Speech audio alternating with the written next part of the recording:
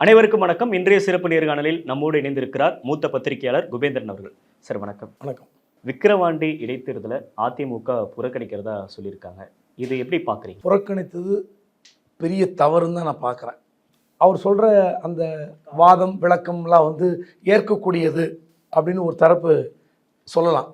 அதாவது ஆளுங்கட்சி அத்துமீறல் செய்கிறது, அதிகார துஷ்பிரயோகம் செய்கிறது, அதுக்கப்புறம் பணம் பலம் விளையாடும், இதெல்லாம் சொல்கிறாங்க. இதெல்லாம் எடப்பாடி பழனிசாமிக்கோ அவர் கட்சியுடைய பொதுச் செயலாளர் அந்த அதிமுகவுக்கோ புதுசே கிடையாது. இது சொல்லவே கூடாது. இப்போ இதே இவங்க ஆளுங்கட்சியாக இருக்கும்போது திமுக இதே குற்றச்சாட்டு வைக்கும். இப்போ இவங்க குற்றச்சாட்டு மாறி மாறி குற்றச்சாட்டு வைப்பதால் சரி, அதெல்லாம் நான் கேட்குறேன், ஒரு தேர்தலில் நீங்கள் பணம் கொடுக்காமல் இருந்திருக்கீங்களா? ரெண்டு கட்சிகளுமே யாராவது ஒரு கட்சி சரி இந்த முறை நான் கொடுக்காமல் விடுகிறேன், ஒரு கட்சி பணம் கொடுக்காமல் விட்டு விட்டால் அந்த கட்சி யோசிக்கும், சரி பரவாயில்ல அவங்க கொடுக்கல நம்மளும் கொடுக்க வேண்டாம்னு விட்டுட்டாங்கன்னா ஒரு பெரிய நல்ல காரியம், புண்ணிய காரியம், நாட்டுக்கு நல்லது நடக்கும். ரெண்டு கட்சி பணம் கொடுக்கலன்னு வச்சுங்களேன், அதிமுக திமுக, வேறு எந்த கட்சி கொடுக்கும்? வேறு எந்த கட்சியும் கொடுக்காது. அப்போது நாட்டுக்கு நல்லது செய்கிற முயற்சியில் அதிமுகவும் முன் வருவதில்லை, திமுகவும் முன் வருவதில்லை. அப்புறம் எதுக்கு இந்த வியாக்கியானம், இந்த விளக்கம்லாம்? இது போலியான ஒரு நீங்கள் வாதத்தை இல்லை விளக்கத்தை சொல்லி தப்பிக்கிறீங்க, அவ்வளோதான்.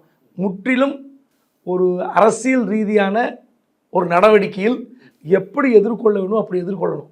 அதுதான் அரசியல். அரசியல் என்பது யாரும் சற்றும் எதிர்பார்க்காமல் நடத்துகிற யுத்தம். அந்த யுத்தத்துக்கு தயாராகணுன்ற ஒரு எண்ணம் இல்லாமல் 2026 எங்களுக்கு இலக்கு, நாங்கள் திமுக 200+, அதெல்லாம் சான்ஸே இல்லை அப்படி சொல்கிறீங்கள, நில்லுங்க.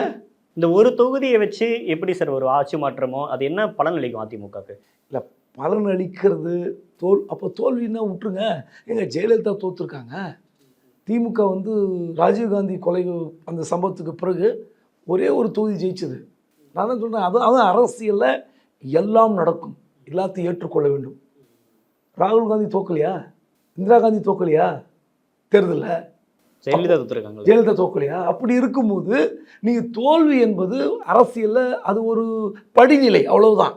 அது தோல்வி ஏற்பட்டாலோ இல்லை சதவீதம் குறைந்தாலோ அது பெரிய அவமானம், அவ்வளோதான் அரசியல் வாழ்க்கை. அப்படின்னா அரசியல் யாருமே இருக்கவே முடியாது. பட் தோல்வி அப்படின்றது ஓகே சார். இப்போ தொடர் தோல்விகள் இருக்குல்ல, இப்போ 10 முறை தோல்த்திருக்காரு, 10 தோல்வி எடப்பாடி பழனிசாமின்னு சொல்கிறாங்க. மீண்டும் 11வது ஒரு தோல்வியை தடுக்கிறதுக்கான ஒரு யுக்தி அப்படின்னு சொல்கிறாங்க இல்லையா அவங்க தரப்பில் இருந்தது. சரி, 11வது முறை தோல்வி அப்படின்னு மீடியாக்கள்லாம் எல்லாம் பேசுவாங்க, ரைட்டு. நீங்கள் அதுக்கு தான் அரசியல் நடத்துகிறீங்களா? மீடியாக்காக அரசியல் நடத்துகிறீங்க?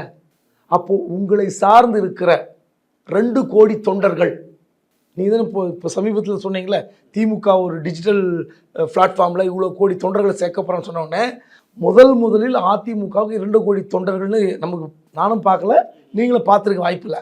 ஆனால் 2 கோடி தொண்டர்களுக்கான ஒரு இயக்கத்தை வெறும் மீடியாக்காகவும் இல்லை உங்களை விட பலத்தில் குறைந்த திமுக அப்படிதான் சொல்கிறாரு. திமுக எங்களுக்கு இணையான கட்சி இல்லை, நாங்கள் ஜெயிச்சிருவோம் 200+லாம் போய். அப்போ உங்களுக்கு இணையில்லாத ஒரு கட்சிக்கிட்ட ஏன் தூக்கணும்? ஏன் பயந்து ஓடுறீங்க? ஏன் பயந்து ஓடுறோம்? ஆட்சி அதிகாரம்ன்றது ஒன்று இருக்குல்ல சார். இப்போ ஈரோடு கிழக்கு இடைத்தேர்தல் என்ன நடந்துச்சுன்னு பார்த்தோம். திருமங்கலம் ஃபார்முலா அப்படின்னு ஒன்று சொல்கிறாங்க. மீண்டும் ஏதோ ஒரு ஃபார்முலா ஆட்சி அதிகாரத்தை பயன்படுத்தி மீண்டும் அவங்க தான் ஜெயிக்க போகிறாங்க. இதுலேயே தோல்வி கண்டு தொண்டர்களை நம்ம இன்னும் தொய்வாக்கக்கூடாது அப்படின்னு ஒரு தலைமை யோசிக்கிறத நம்ம பார்க்கக்கூடாது. இந்த ஈரோடு கிழக்கில் என்ன நடந்தது? செட்டாக கொண்டு போய் அடைச்சி வச்சாங்கல்ல சார், அதை பார்த்தோம் இல்லையா? சரி, பட்டியில் அடைச்சி வச்சாங்கன்னு சொன்னார். சரி, அப்புறம் டூர் கூட்டு போனாங்கன்னு சொன்னார். பணம் போட்டு பிரச்சாரத்துக்கு போனால் மக்களே இல்லைன்னு சொன்னார். நான் கேட்குறேன், இதெல்லாம் அதிமுகவில் செய்யலைன்னு அவரால் சொல்ல முடியுமா? திமுக அளவுக்கு செய்யலைன்னு ஒப்பிடுறாரு. அதெல்லாம் கிடையாது ஏங்க. இந்த வித்தையை கற்று கொடுத்ததே திமுக. ஏங்க திமுக எந்த காலத்துங்க பணம் கொடுத்ததுக்கு? திமுக எந்த காலத்தில் பணம் கொடுத்தது?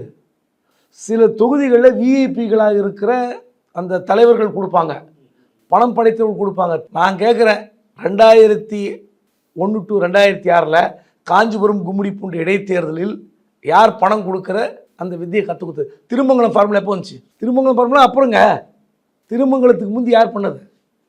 அதுக்கு முன்னாடி அது செயல்முறையில் இருந்து மைக்ரோ மெக்கானிசம் தெருவாக மொத்தம் 32 அமைச்சர்களை, இங்கே 16 அமைச்சர்கள், இங்கே 16 அமைச்சர்கள் ஒரே நேரத்தில் அனுப்பி அதிமுக ஆட்சி காலத்தில் நடத்தின இடைத்தேர்தலுக்கு என்ன பெயர்? கும்மிடிப்பூண்டி காஞ்சிபுரம். உண்டா இல்லைன்னு சொல்லுங்கள். எடப்பாடி ஒன்று அந்த அணியில் அப்போ அமைச்சராமல் இல்லாமல் இருக்கலாம், அவருக்கு இல்லாமல் இருக்கலாம். ஆனால் ஓபிஎஸ் தலைமையில் 2 தேர்தல் சந்திச்சாங்க இல்லையா? அப்போ என்ன பண்ணீங்க? எப்படி நீங்கள் கறி சாப்பாடு போடுற கலாச்சாரத்தை யார் கொண்டு வந்தது? தெருவா மண்டபம் பிடிச்சி, கல்யாண மண்டபம் பிடிச்சி, போலியான காது குத்து, வயதுக்கு வந்த விளம்பரம்லாம் போட்டு வச்சு நீங்கள் அடித்த பத்திரிக்கை இன்னும் இருக்குது. இப்போ நீங்கள் சொல்கிறீங்களா, இதே திட்டத்தை அவங்க பண்ணாங்க. ஈரோடு கிழக்கில் உங்களுக்கு நீங்கள் பணம் கொடுக்காம விட்டீங்களா? அதாவது திமுக பணம் கொடுத்தது, நீங்கள் பணம் கொடுக்காம இருந்தீங்களா? சொல்லுங்கள். ஏன் பணம் கொடுத்தீங்க? ஒரு கட்சியில் ஒரு கட்சிக்கு சவால் அப்படின்னா அவங்க என்ன பண்ணுறாங்களோ அதை இவங்களும் பண்ணுவாங்க. சவாலே இல்லைங்க. நான் என்னமா சொல்கிறேன், இன்னும் நேற்று காலையில் விளக்கம் சொல்கிறேன். அதுக்கு ஏன் புறக்கணிச்சுன்னு சொல்கிறதுக்கு மீடியா கேட்கும்போது, மீடியாக்கள் எல்லாம் வந்து ஸ்டாலினுடைய கைப்பிடியில் இருக்கின்றன, ஸ்டாலின் வந்து அவங்கள வந்து மிரட்டி வச்சிருக்கிறாருன்னு சொல்கிறார். அதாவது திமுக ஆட்சி காலத்தில் மீடியாக்கள் மிரட்டப்பட்டிருக்கின்றன என்று இந்த வாதத்தை வைக்கிறார்ல எடப்பாடி பழனிசாமி, அவர் முதலமைச்சராக இருக்கும்போது என்ன நடந்தது அப்படின்னு ஒரு கண நேரம் சிந்திக்கணும். அதாவது ஆண்டாண்டு காலமாக திமுக ஆட்சியில் இருந்தது. முதலமைச்சர் கலைஞர் கருணாநிதி, அவருடைய மகன் ஸ்டாலின், இவங்களெல்லாம் விட ஆட்சிக்கு வந்த முதலமைச்சர் சில மாதங்களில் செய்த அட்ராசிட்டி, அடக்குமுறை, அத்துமீறலாம் யாராவது பேட்டியில் சொல்லுங்க பார்ப்போம். மீடியா யாராவது சொல்லுங்க பார்ப்போம். உங்களுக்கு தெரியாதில்ல, அவருக்கு தெரியாதில்ல. ஒரு சேனல்லேருந்து ஒரு எடிட்டரை வெளியே அமிச்சாங்க அதிமுக ஆட்சி காலத்தில். அதுக்கு என்னெல்லாம் பண்ணாங்க அதிமுக? யாரை வச்செல்லாம் பண்ணாங்க? அது மட்டுமா பண்ணாங்க? எழில் அழகன் அப்படின்னு செய்தித்துறையில் ஏபிஆர்வா உள்ளே வந்து அந்த துறையுடைய அடிஷ்னல் டைரக்டர், கூடுதல் இயக்குனராக இருந்தார். முதலமைச்சர் எடப்பாடி பழனிசாமி அலுவலகத்தில் ஓஎஸ்டி ப்ரெஸ் ரிலீஸ் அப்படின்னு பதவி போட்டுக்கிட்டார் அந்த எழிலழகன்.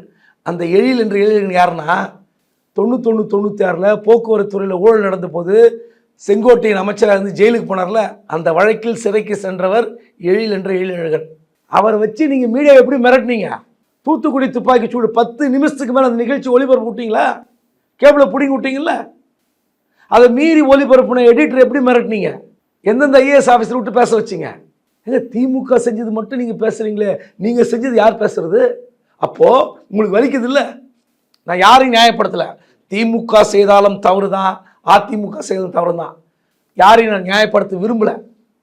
எந்த மீடியாவும் சுதந்திரமாக செயல்பட வைப்பது தான் அரசுக்கு அழகு. இன்னொரு எதிர்க்கட்சி ஜனநாயகத்தை மீடியா மூலமாக எதிர்கொள்வது தான் ஒரு ஆளுங்கட்சிக்கு அழகு. அப்படி இருக்கும்போது நீங்கள் ஆட்சிக்கு வந்து நீங்கள் ஒரு முன்மாதிரியாக இருந்தீங்களா? ஜெயலலிதா செய்திருக்கலாம், கலைஞர் செய்திருக்கலாம், இல்லை ஸ்டாலின் செய்திருக்கலாம்.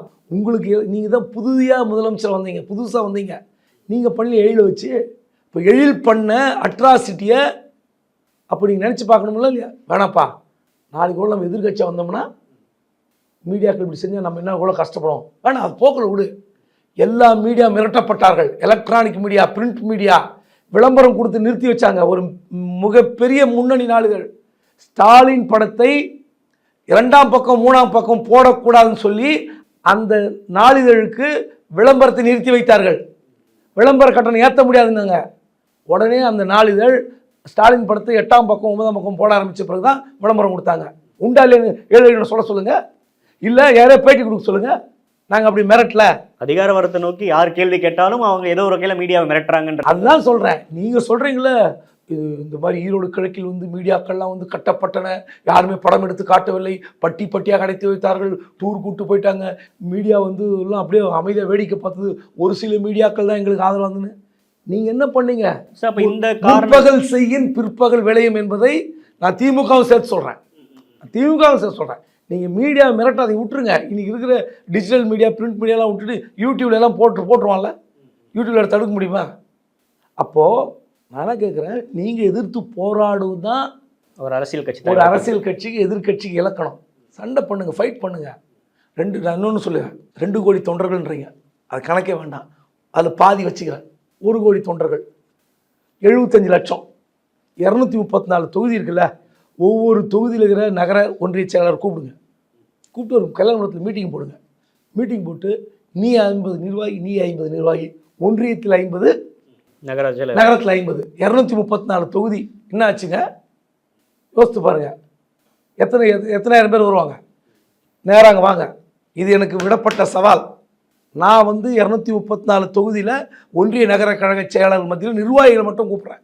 வட்டம், அவைத்தலைவர், வட்டச்செயலர், கிளைக்கழக செயலர், பொறுப்பாளர் எல்லாம் வாங்க, நான் செலவு நான் பார்த்துக்கிறேன், இறங்கி வேலை மட்டும் செய்யுங்க, இறங்கி வேலை செய்யுங்க. திமுகவை ஓட நெருக்கடி கொடுக்குறோம். தோத்தாலும் பரவாயில்ல, நம்ம தோக்க போகிறது நிச்சயம். அப்போது உங்கள் கட்சி தொண்டர்களை, உங்களுக்கு 4 வருஷம் தான் ஆச்சு நீங்கள் இந்த பதவி கைப்படுத்தி நீங்கள் ஆட்சிக்கு வந்து, அதுக்கப்புறம் இப்போ 4 வருஷம் எதிர்கட்சியாக இருக்கீங்க. நான் கேட்குறேன், ஃபைட் பண்ண வேண்டியதானே, செலவு செய்ய வேண்டியதானே? என்ன உங்களுக்கு கவலை? 2011 நீங்கள் தான் கலெக்ஷன் ஹெட்டு, இல்லாட்டி நீங்கள் முதலமைச்சர் பதவி இல்லை உங்களுக்கு. இந்த முதலமைச்சர் பதவி நேற்று நான் சொல்ல சசிகலா, நான் ஜாதியை பார்த்திருந்தால் எடப்பாடி பழனிசாமி சிஎம் ஆகியிருக்க முடியாது இப்படிலாம் சொல்கிறாங்களே, ஏன் கொடுத்தாங்க? நீங்கள் 2011 2021 வரைக்கும் நீங்கள் தான் கலெக்ஷன் ஹெட்டு. அது புரியும், அவருக்கு புரியும் என்ன கலெக்ஷன் ஹெட்டுன்னு என்ன புரியும். அப்போது உங்ககிட்ட இருக்கிற பணபலத்துக்கு திமுகவை எதிர்கொள்ள ஏன் பயம்? இப்போ என்ன தடுக்குது சார்? ஏன் செலவு பண்ண என்ன தடுக்குது அவரை? எனக்கு தெரியல. அவர் ஒரு ஒருமித்த முடிவுன்னு சொன்னார் கட்சி ஆலோசனை கூட்டத்தில், கட்சி எடுத்த ஒருமித்த முடிவுன்னு. பட் சிவி சண்முகம் வெளியே வரதை பார்த்தா அதிருப்தியில் வர மாதிரிலாம் இருந்துச்சு. இல்லை, அது உள்கட்சியில் என்ன விவகாரம்னா, சிவி சண்முகம் மட்டும் போட்டியிட வேண்டும் என்று வலியுறுத்தியதாக சொன்னார்கள். மற்ற யாருமே, செங்கோட்டையன், ரத்னகிருஷ்ணன், திண்டுக்கல் சீனிவாசன், வேலுமணி, தங்கமணி எல்லாம் வந்து வேண்டாம் அப்படின்னாங்க. ஏன்னா இப்போ தான் எலெக்ஷனில் ஒர்க் பண்ணோம், மக்களவைத் தேர்தல் நடந்து முடிந்த மக்களவைத் தேர்தல் கடுமையாக வேலை செய்தோம், எல்லாம் டயர்டாயிட்டோம், சோர்வடைந்து விட்டோம், அதனால் போய் திரும்ப ஃபைட் பண்ண வேண்டாம் அப்படின்னு. நான் என்ன கேட்குறேன், 2 ஆப்ஷன். ஒன்று, நீங்கள் ஸ்ட்ராட்டஜிக்கலாக ப்ளே பண்ணோம், 2026 உங்கள் இலக்குன்ட்டீங்க, சரி. நீங்கள் இப்போ பாட்டாளி மக்கள் கட்சி போட்டியிடுகிறது, அப்போது அண்ணாமலை முன்கூட்டி அறிவிச்சார், என்டிஏ கூட்டணி அறிவிச்சிட்டாங்க. சரி, பாஜக அறிவித்து விட்டதால், பாமக ஆதரித்தால் பாஜக கூட்டணி கள்ள உறவு தொடர்புடன் திமுக பிரச்சாரம் பண்ணும். அப்போது பாஜகவுடன் சேருவதற்காகத்தான் அதிமுக தகுதித்தம் செய்கிறதுன்னு இப்படி ஒரு பக்கம் போகும். நான் சொல்கிறேன், நீங்கள் பாட்டாளி மக்கள் கட்சியை அவங்க அறிவிக்கணும்னு சொல்லுங்கள். ஏன்னா அன்புமணி என்ன சொல்கிறாருன்னா, நாங்கள் கூட்டணி கட்சி கலந்து முடிவு செய்வோம், கூட்டணி எங்கள் போட்டி அறிவிக்கணும்னு சொன்ன உடனே அப்போ தெரிஞ்சுக்கிட்டாங்க.